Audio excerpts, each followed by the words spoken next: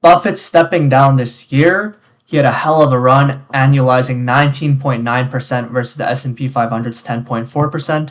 Today, I want to share a strategy that would have easily beat Buffett's return. And no, I'm not exaggerating. This is really a simple, no-brainer strategy that would have killed Buffett's return. And not only that, it's none of this micro cap or small cap stuff. This is a strategy that has no capital limitation. Now, this strategy uses the market to beat the market. How, you may ask? Leveraged ETFs. Now, you guys hear that and you probably think, well, everybody says leveraged ETFs have time decay, volatility drag. You can't use them in the long run. Well, that is simply a false narrative, and I'll show you the facts to prove that. This strategy, back-tested over nearly a century, from October 1929 to December 2020, shows that just holding these daily leverage ETFs would have killed the S&P 500. If you look at the S&P 500, $1 would have become 4,000 over this time frame. Using leverage, you would have easily made more than that, with the highest leverage being the most at nearly 3 million from the dollar. Now, the main reason people have this negative and incorrect sentiment of leveraged ETFs is probably because the volatility drag. Super volatile days like these 6 shown would have led to a positive 0.5% return on the S&P 500, and the 3 times leverage would have gave you a negative 2% return. Why is this? You're essentially increasing your exposure as you go up and increasing it and decreasing it as you go down. So effectively buying high and selling low. Now, obviously, if you cherry pick this example, it looks horrible. But we all know the market rises over a long enough period of time. So why not take advantage of that and use something like leverage? Obviously, more money would do better, and increasing your exposure as you go up on something this bullish over time is definitely not a bad thing. Now, there's something that I want to share later that makes this strategy even better. But as you guys know, it's first important to understand why this works, and you look at it and it's path dependent, right? Similarly to the previous example, the same return for the S&P 500 would lead to much different returns on leverage, because this is a daily leverage. It's not an absolute leverage. Using this daily leverage, the key is to avoid volatility. And that's why I get into my next point. How can we make this better? How can we avoid this volatility? Simply, what we need to do is stay with the trend and avoid the downtrends. Now, a simple statement leads you wondering, well, how can I just simply avoid all these downtrends? And it's very easy. You use some sort of moving average rotation strategy. Like, for example, being long above the 200-day and being flat below. Now, this does underperform in bull markets, as you can see, but in bear markets, you look at significantly less drawdown. Putting it together, you end up with better returns and probably a better mental state too. Now, people think the market's random. Is that true? To an extent, yes, but essentially, it's not fully random.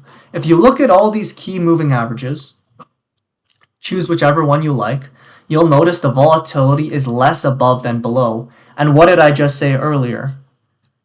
We can make our leverage returns even better by simply avoiding this volatility. Now, if you look at the gains, most of the gains, like I mentioned earlier, are above the key average compared to below. And most of the losses are below the key average versus above.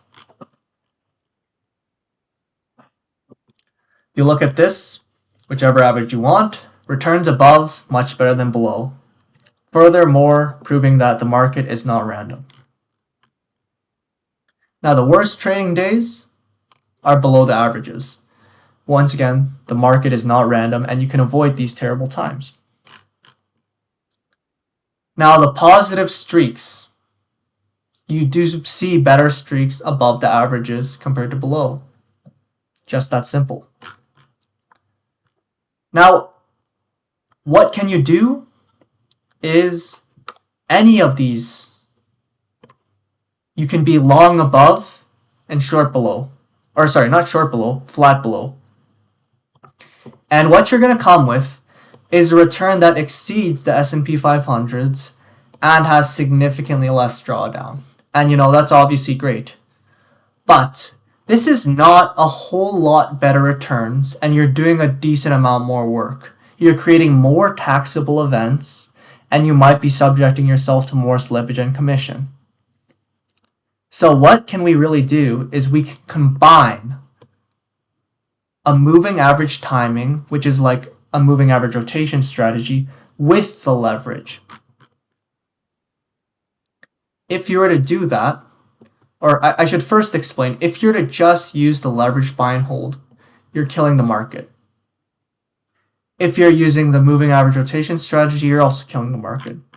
So combining that, as I promised, is a strategy that would have beat Buffett's return, no brainer, no capital limitations, not a lot of work, not a lot of thinking, and back tested over nearly a century. Now, this is a longer time than Buffett's track record.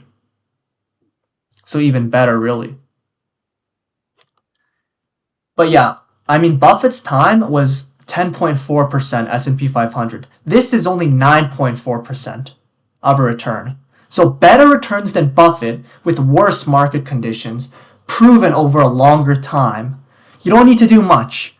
5 trades per year. If you can make a 26.7% annual return with 5 trades per year, that's not a lot of work. And if you expect even less work, I don't know what to tell you. But essentially, this is a brilliant thing because you're not doing a lot. You're just utilizing the market to beat the market using a simple strategy that gets you out when there's high volatility. The only problem is you subject yourself to more drawdown on the S&P 500 with the maximum leverage of 3 times for this strategy. Now, you guys may not be comfortable with that, so you're welcome to tone down the leverage, maybe to 2 times. You'll have less of a drawdown than the S&P 500 and still kill the S&P 500. But I do believe if you're decently young and you're not going to have to make a huge withdrawal if the market corrects for whatever reason, I do think the 3 times is the best. This gives you a really, really good return, much better than Buffett's, and you don't need a lot of money to get rich and retire early. A lot of people say, hey, buy the S&P 500. It's going to help you retire. And sure, if you make a ton of money and you save a lot and put it in, you will retire on time, maybe even a little early. But what fun is that? I'd rather enjoy my life, retire early with a quicker and better return. And this really is the path.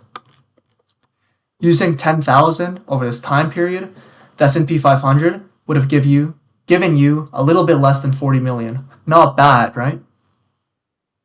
What about using the 3 times leverage rotation strategy? 28 trillion. It's incomparable how much better this is. Why settle for mediocrity when you have this beautiful, easy, no-brainer strategy back-tested and proven over nearly a century in front of you? No reason to be overly skeptical. Now, I would definitely recommend, if you're interested in this, do your research, read the article. I'll link the paper in the description. Feel free to comment if you have any questions. But it's really that easy and it's really that simple. So I hope you guys keep an open mind and kill the market instead of following it. But thank you for watching this video. That's all.